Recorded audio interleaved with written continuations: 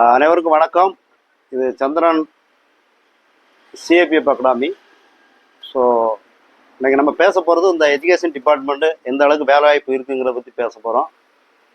இன்றைக்கி தமிழ்நாட்டு மக்கள் பொறுத்த வரைக்கும் எத்தனை டிபார்ட்மெண்ட்டில் எஜுகேஷனில் உள்ள வேலைக்கு போகிறாங்க அப்படிங்கிற ஒரு பிரிவை நம்ம பார்க்கலாம். முதல்ல பார்த்திங்கன்னா டெட்டு, டீச்சர் எலிஜிபிலிட்டி டெஸ்ட் சொல்கிறோம்.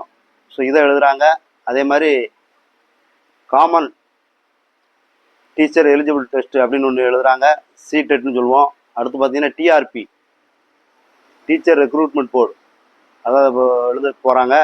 அதுக்கடுத்து பார்த்தீங்கன்னா நெட்டு, நேஷனல் எஜுகேஷன் டெஸ்ட் எழுதுகிறாங்க. அதுக்கடுத்து பார்த்தீங்கன்னா டிஎன்பிசி இருக்குது. அடுத்து பார்த்தீங்கன்னா ஸ்லெட்டு இருக்குது. ஸோ இதையே தாண்டி அடுத்த line defence line, air force, navy, army, அதேமாதிரி எஸ்எஸ்சி. ஸோ இந்த மாதிரி தேர்வுகளை எழுதி அதிகமாக போகக்கூடிய வாய்ப்பு. ஆனால் இந்த கவர்மெண்ட் எந்த அளவுக்கு எம்ப்ளாய்மெண்ட் இருக்குது வாய்ப்பு அப்படின்னு பார்த்தீங்கன்னா, இன்றைக்கி டிஆர்பியில் செலெக்ஷன் பண்ணி கிட்டத்தட்ட 2021 அப்புறம் டிஆர்பியை நடத்தலை.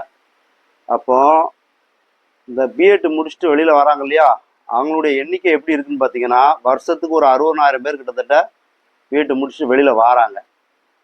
ஸோ இவங்க எதை நோக்கி போக வேண்டியிருக்குன்னா ப்ரைவேட் ஸ்கூலில் நோக்கி போக வேண்டியிருக்கு. இந்த ப்ரைவேட் ஸ்கூல் நோக்கி போகும்போது ஸோ அங்குள்ள வேக்கன்சி எந்த அளவுக்கு இருக்குது அப்படின்னா, எல்லாருக்கும் வேலைவாய்ப்பு கொடுக்கக்கூடிய சாத்தியம் இல்லை. அப்போ அதிக நபர்கள் கூடுதாங்க.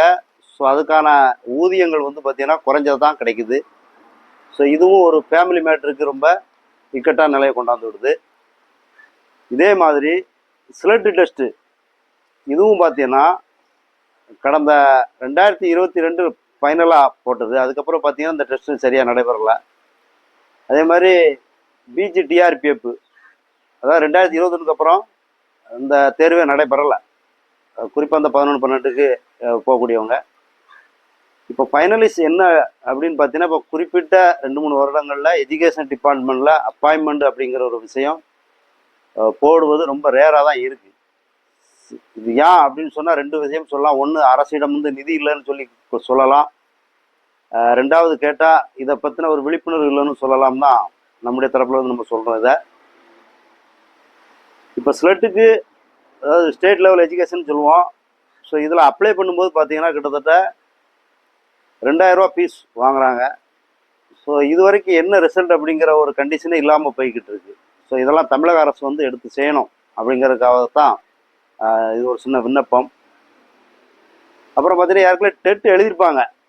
ஸோ எழுதி பல ஆண்டுகளாக வெயிட்டிங் லிஸ்ட்டில் இருக்கிறாங்க. அவங்க கேட்ட மெரிட் லிஸ்ட் வந்தும் அப்பாயின்மெண்ட் இல்லாமல் காத்திருக்கக்கூடிய நிலைகள் இன்னும் ஏகப்பட்ட நிலைகள் இருந்துகிட்டு இருக்கு. இப்போ இதெல்லாம் எந்த அளவுக்கு தமிழக அரசு சாத்தியம் செய்யும் அப்படிங்கிறது ஒரு கேள்விக்குறி. இப்போ டோட்டலாக நம்ம எஜுகேஷன் டிபார்ட்மெண்ட்டில் பார்க்க போனால் கிட்டத்தட்ட ஒரு 50,000 வேகன்சி இருக்கும். அதாவது school level plus college level, proportional லெவலில் அப்பாயின்மெண்ட் பண்ணக்கூடிய வேகன்சி இத்தனை இருக்குது.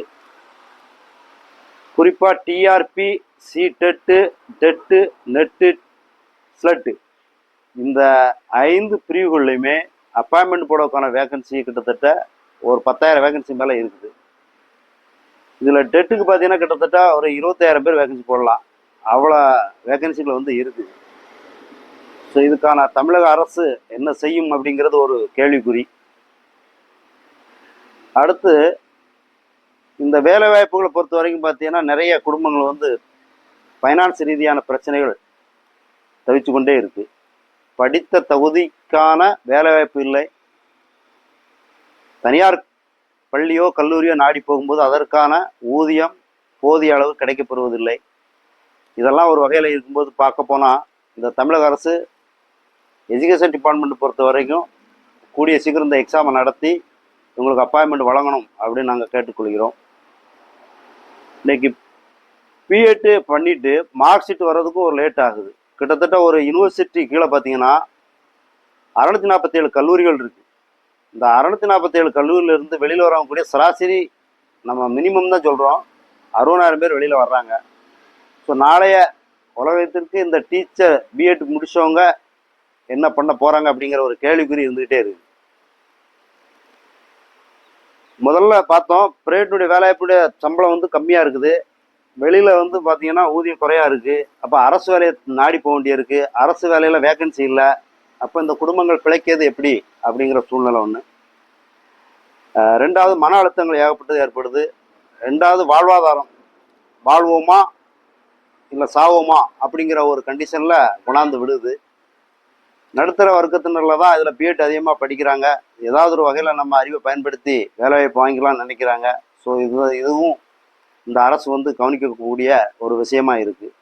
இப்போ இதெல்லாம் பார்த்துட்டு சில பேர் பார்த்தீங்கன்னா MA, BEd, BSc, computer science, engineering இதெல்லாம் படிச்சுட்டு டிஃபென்ஸில் சாதாரண constable rank grade 4th, grade 3 level போகிற அளவு கூட சூழ்நிலை ஏற்படுது.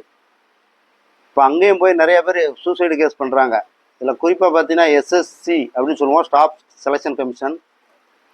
ஏதோ ஒரு வேலை கிடைச்சா போதும் சொல்லி உள்ளே போகிறாங்க. உள்ளே போயிட்டு இவங்களுடைய படிப்புக்கும் அங்குள்ள சூழ்நிலைக்கும் பார்க்கும்போது இவங்களுடைய மனசு ரொம்ப வேதனை அடையுது. இவ்வளவு படித்தும் நாம் இதற்கான ஒரு தகுதியை பெறவில்லை அப்படின்னு சொல்லி.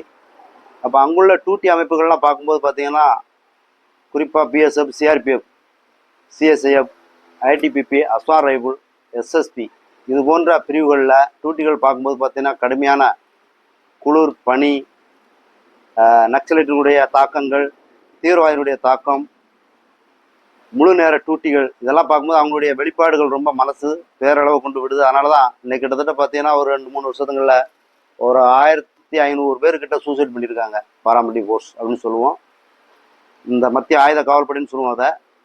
அதேமாதிரி ஆர்மி, நேவி, ஏர்ஃபோர்ஸில் போகக்கூடிய நிலைகளும் பார்த்தீங்கன்னா இந்த இன்ஜினியரிங் முடிச்சவங்க நிறைய பேர் உள்ளே போகிறாங்க. காரணம் என்னென்னா இந்த வேலைவாய்ப்பு இல்லாத சூழ்நிலை. ஸோ அதனால் இந்த தமிழக அரசுக்கு நம்முடைய சார்பாக வேண்டக்கூடிய விண்ணப்பம் என்ன அப்படின்னா, இந்த எஜுகேஷன் டிபார்ட்மெண்ட்டில் முடிந்த அளவு அரசு பள்ளிகளிலும் அரசு கல்லூரிகளிலும் அதிகபட்சமாக இந்த வேகன்சி உள்ள இடங்களை நிரப்ப வேண்டும் என்பது எங்களுடைய தாழ்மையான கருத்து. இதுபோக வேறு நீங்கள் இந்த இதில் என்னென்ன கேள்வியெல்லாம் கேட்கலாம் அப்படின்னு சொல்லி கேட்டால் நீங்கள் இந்த கமெண்டில் பதிவிடுங்க. ஸோ இந்த அரசுக்கு நாம் பல கோரிக்கைகளை முன்வைக்கலாம். ஓகே, மிக்க நன்றி. தேங்க்யூ.